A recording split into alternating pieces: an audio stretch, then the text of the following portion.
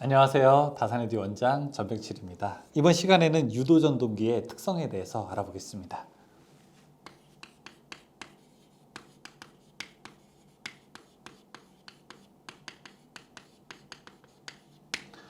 사실 이번 시간에는 우리가 크게 계산하는 것도 아니고 그냥 몇 가지 대표적인 단어들만 좀 알고 한 다음에 뒤에 이제 토크 정도, 출력식 정도만 알면 될 것 같습니다. 이번 시간으로 우리가 유도전동기가 끝나고 요 다음 시간부터는 이제 동기기 들어가게 되는데 사실 이제 큰 개념들, 그다음에 큰 수학적 기법들은 여러분 요 슬립 정도까지 오게 되면서 많이 풀으셨고요. 이 뒷부분은 그렇게 어려운 건 없다고 해도 이제는 과언이 아닙니다. 같이 한번 이제 이번 시간에는 좀 책을 중심으로 내용을 한번 보죠. 유도전동기의 특성이라고 하면서 1. 비례추이라고 하는 말이 있습니다. 2차 회로 저항의 크기를 조정함으로써 그 크기를 제어할 수 있는 요소라고 되어 있고 권선형 유도전동기에서만 사용된다. 우리가 유도전동기는 두 가지가 있죠. 하나는 농형 유도전동기, 하나는 권선형 유도전동기. 그 중에서 이제 권선형 유도전동기에서만 사용할 수 있고 2차 저항을 증가했더니 슬립이 증가되어서 속도가 감소되어서 토크가 증가했다 이렇게 되어 있습니다. 2차 저항을 증가했더니 슬립이 증가되어서 그 다음에 속도가 감소하게 되고 토크가 증가하게 됐다. 자, 이 얘기가 무엇이냐? 우리가 이 비례추이라고 하는 것을 한번 볼게요. 비례추이라고 하는 것은 비례해서 대충 때려 맞추는 겁니다. 무슨 얘기냐? 만약에 제가 어떤 월급을 어디서 받는다고 한번 해볼게요. 이게 년차라고 한번 해보겠습니다. 자, 여기가 급여라고 한번 해볼게요. 그냥 편의상 100만 원으로부터 시작한다고 한번 해보겠습니다. 1년에 100만 원을 받았습니다. 근데 1년 됐을 때 100만 원을 받았어요. 2년 됐을 때 200만 원을 받았어요. 3년 됐을 때는 그럼 우리가 얼마를 기대할 수 있습니까? 300만 원을 기대할 수 있는 거죠. 그렇죠? 비례해서 대충 때려 맞추는 거죠. 그걸 비례추이라고 하게 됩니다. 이 전동기 중에서도요. 농형 유도 전동기가 아니라 권선형 유도 전동기에서는 바로 2차 측에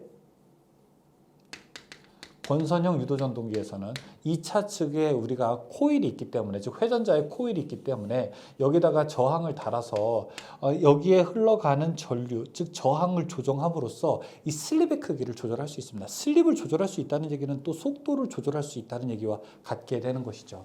그러면은 기본적으로 이쪽에 슬립이 0이고 자, 이쪽이 토크라고 하게 되면은 내가 원하는 속도에서 최대 토크를 만들 수 있다는 장점이 있습니다.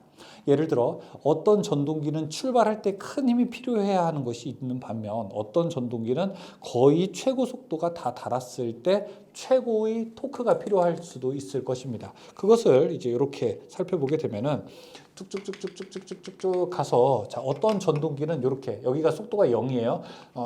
낮은 속도일 때 최대 토크가 필요한 반면 이제 어떤 전동기는 이렇게 높은 속도일 때 최대 토크가 필요할 수도 있게 된다는 거죠. 그럼 최대 토크의 크기는 더 이상 조절할 수 없지만 최대 토크가 발생하는 시점은 우리가 조절할 수 있게 되는 겁니다. 이런 방법이 바로 이 비례추이라고 하는 방법입니다. 비례추이라고 하게 되면 몇 가지 문제가 나오게 되는데 첫 번째, 어디에서만 사용 가능하다? 권선형 유도전동기에서만 사용이 가능하다. 그 다음에 2차 저항이라고 하는 것을 조절함으로써 우리가 속도를 제어할 수 있는 방법이다 라고 되어 있습니다. 그 밑에 식이 나와 있는데 이런 건 식은 뒤에서 문제 풀 때 한 번만 좀 짚고 넘어가 보도록 하겠습니다. 자, 중요한 것은 특징입니다. 이거 별표 한번 쳐두세요. 너무 잘 나옵니다. 특징 1번 2차 저항을 변화해도 최대 토크는 불변한다. 최대 토크의 값은 변하지 않는다. 최대 토크의 크기는 변하지 않습니다. 두 번째 2차 저항을 크게 하면 기동 전류는 감소하고 기동 토크는 증가한다. 3번에 비례추이할 수 있는 것과 비례추이할 수 없는 것을 보셔야 됩니다. 비례추이할 수 있는 것은 1차 전류, 역률, 1차 입력하고 토크도 여기 들어갑니다. 토크 여기 넣어야 됩니다. 비례추이해서 옆에 토크라고도 하나 보십시오. 그래서 비례추이할 수 있는 것은 토, 일, 역 이렇게 기억하세요. 토크, 1차 전류, 그 다음에 역률 이렇게 기억하시면 됩니다. 비례 취할 수 없는 것도 있죠. 출력, 효율, 동선, 동기속도 이런 것들은 조절할 수 없는 거예요. 내가 그러니까 건들 수 없는 영역에 있는 것들입니다. 다음에 두 번째 원선도라고 하는 거 있습니다. 우리가 헤일랜드 원선도라고 해서 이 원형의 도면 형태로 유도전동기의 특징을 설명하게 되는 건데요.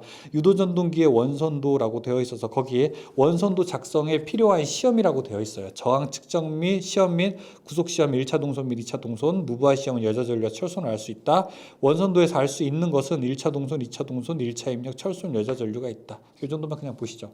다음에 3번에 효율이라고 하는 것이 있고요. 그 다음에 출력이라고 하는 것도 있습니다. 그 다음에 토크 특성도 있게 되죠. 자, 4번에 출력이라고 하는 거 보겠습니다. 출력이라고 하는 것은 우리가 단상이냐 삼상이냐에 의해서 구분하게 되는데요. 처음에 단상 유도전동기일 때 P는 VI 코사인 세타가 되고요. 그 다음에 삼상일 때는요. P는 이렇게 됩니다. 루트 3 VI 코사인 세타가 됩니다. 그래서 단상과 삼상을 이렇게 나눌 수가 있게 됩니다. 다음에 토크 특성이 있죠. 5번에 토크 특성. 토크라고 하는 것은 어떻게 됩니까? 이거는 0.975 n분의 P. 자, 앞에서 한번 본 적 있죠, 여러분? 토크라고 하는 거 우리가 계산한 적 있죠. 그렇죠? n분의 P. 단위는 킬로그램 미터가 됩니다. 그리고 동기 우리가 유도전동기라고 하는 유도전동기는요. 전압의 제곱에 비례하게 됩니다. 이 동기전동기는 뒤에 나오는 동기전동기는 그냥 전압에 비례하거든요. 유도전동기는 전압의 제곱에 비례한다고 하는 이 특징을 볼 수가 있습니다. 자, 문제 풀면서 본격적으로 내용 보죠. 몇 가지는 어쩔 수 없이 조금 암기해야 되는 것도 있는데 조금 좋은 마음으로 봐주시기 바라겠습니다. 1번 비례추이를 이용하여 속도 제어가 되는 전동기는 무엇이라고 하게 되는가? 1번에 권선형 유도전동기. 2번에 권선형에서 비례추이를 이용한 기동법은 바로 2차 저항 기동법이라고 부르게 됩니다. 3번이죠. 3번 다음 중 유도전동기에서 비례추이를 할 수 있는 것은 무엇인가? 토일력 이렇게 있었죠. 토일력, 토크, 1차 전류, 그 다음에 역률 보시면 됩니다. 역률 답은 4번이 됩니다. 4번 삼상 유도전동기의 특성에서 비례추이하지 않는 것은 무엇인가? 토일력, 2차 전류 여기까지 들어가는데 1번의 출력은 비례추이하지는 않게 됩니다. 5번 권선형 유도전동기 기동 시 회전자 측에 저항을 넣는 이유는 왜 저항을 넣게 됩니까? 토크를 높게 하려고, 내가 원하는 토크를 만들려고. 답은 4번 기동전류 억제와 토크 증대. 6번 삼상 권선형 유도전동기의 기동 시 2차 측에 저항을 접속하는 이유는 비례추이하려고 하는 거죠.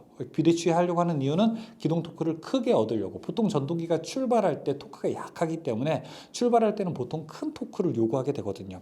7번 삼상 유도전동기의 2차 저항을 2배로 하면 그 값이 2배가 되는 것은 슬립은 그 값이 2배가 됩니다. 8번 삼상 유도전동기에서 2차 측 저항을 2배로 하면 그 최대 토크는 어떻게 되는가?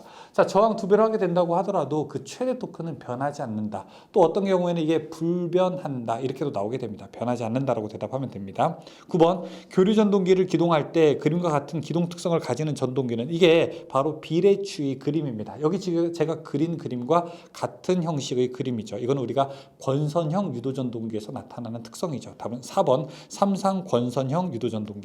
10번 아래의 설명에서 빈칸 기역에서 디귿에 알맞는 말은 무엇인가? 권선형 유도전동기에서 2차 저항을 증가시키면 기동전류는 어떻게 됩니까? 기동전류는 내려가게 됩니다. 감소하게 되고요. 토크는 어떻게 됩니까? 올라가게 되고요. 그래서 역률도 좋아지게 됩니다. 답은 1번으로 할 수 있죠. 11번 슬립 4%인 유도전동기의 등가 부하 저항은 2차 저항의 몇 배가 되는가? 라고 물어보고 있습니다. 자, 2차 저항 이게 구하는 식인데 2차 저항 구하는 식은 슬립 빼기 1 빼기 슬립을 계산하게 됩니다. 그 다음에 R2 계산하게 되는데 슬립이 지금 0.04라고 했으니까 0.04분의 1 빼기 0.04 이렇게 계산하면 됩니다. 이거 계산하게 되면 아마 24 나오게 될 거예요. 그냥 이렇게 하나만 기억하죠. 4 나오게 되면 24로 기억하십시오. 12번 슬립이 5%이고 그 다음에 2차 저항이 0.15인 유도전동기의 등가 저항은 얼마가 되는가 물어보고 있습니다. 이때 등가 저항 역시 5%니까 0.05분의 1-0.05 그 다음에 0.15이라고 했으니까 0.1 이렇게 해서 계산할 수 있습니다. 그러면 여기가 1.95이라고 계산하면 됩니다. 계산하는 문제는 이렇게 두 가지 형식밖에 없습니다. 13번 슬립이 일정할 경우 유도전동기의 공급 전압이 2분의 1로 감소하게 되면 토크는 처음에 비해서 어떻게 되겠는가? 자, 유도전동기의 공급 전압이 2분의 1로 감소하게 되면 전압의 제곱에 비례하기 때문에 2분의 1로 감소하게 되면 4분의 1로 감소하게 되겠죠. 답은 4번이 됩니다. 14번. 삼상 유도전동기의 토크는 유도기전력의 제곱에 비례하게 되죠. 이승에 비례하게 된다. 1번이 답이죠. 15번. 일정한 주파수의 전원에서 운전하는 삼상 유도전동기 전원 전압이 80%가 되었다면 토크는 어떻게 되겠는가? 자, 80%가 되었다는 얘기는 0.8의 제곱이라는 거 아니겠습니까? 그럼 이거 얼마가 됩니까? 0.64죠. 즉 64%가 되는 거죠. 답은 2번이죠.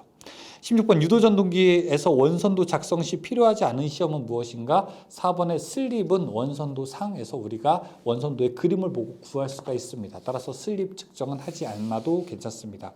17번 삼상 유도전동기의 전격 전압을 Vn, 출력을 P, 1차 전류를 I1, 역류를 코사인 세타라고 하면 효율을 나타내는 식은 무엇이 되는가 물어보고 있습니다. 우리 출력이라고 하는 것은 삼상일 때 루트 3, 그 다음에 V, I, 그 다음에 코사인 세타 이렇게 놓을 수 있죠. 거기에다가 효율을 계산하게 된다면 여기다가 효율을 이렇게 곱할 수가 있습니다.